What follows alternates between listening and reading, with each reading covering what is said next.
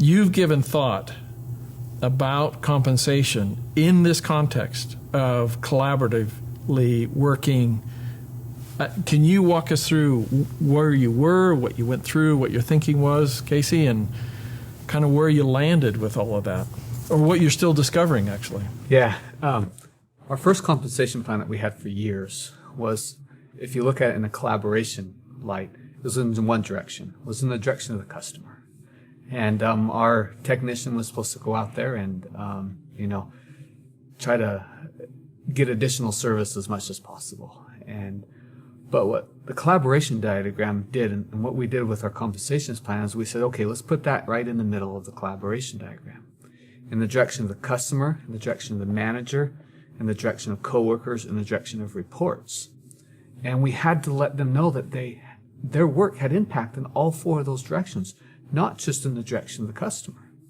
And we wanted to compensate them for being alive in each of those four directions. And so we thought hard about some measurables, some indicators in each four of those directions that we can measure that if they hit this, then they'd be compensated. And that was fun. And we did that for probably a year, maybe a year and a half, and it was rewarding. But as we thought through that process, it brought a lot of, it really changed the mindset of those people. And being alive and saying, okay, if I do this, that's going to have impact with my coworkers. And for instance, in the direction of the coworkers, the thing that we focus on was attendance. If a technician chose not to show up to work, the impact that had on fellow technicians, on the call centers, and even going to the manager and the customer, it had huge impact if they decide not to come into work. And so we wanted them to realize that if they don't show up to work, that could have impact. And so we just went in each of those directions. So I'm a technician. I decide I just want the day off. I don't come in. Walk me through the details. Who does that impact? What changes? What has to happen now as a result of that? So that technician's assigned to a route, and there's usually 3 or 4 jobs on that route. And so now all of a sudden you have to call those people that are off. So you're all calling all the technicians are off and asking one of them to come in. And if you can't get a hold of them or they can't come in, then now I got to go to the call center and say, hey, how are we going to distribute these 4 jobs? And then if we can't distribute them, then I'm calling the customer. Hey, I'm sorry, I've had something come up. I got to cancel or I have to reschedule. And so, or even when we do reschedule or do these jobs, we're hurrying through them or not giving the customer the experience that they expect out of Zerorez. So, technically we showed up and did everything right, but it wasn't how it should have been. So that's interesting. So helping them think that through, helping them realize they're having impact in multiple directions, you're actually helping them see that their job is much more than just cleaning carpets. Yes. Yeah, that's cool. In November, Arbinger has their annual facilitator conference. And so in November, Ben and I went up there and went to the facilitator conference.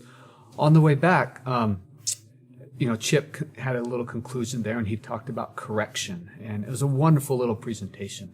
It's just very impactful to me. And on the plane ride back, Ben and I are sitting next to each other just talking about Chip and correction.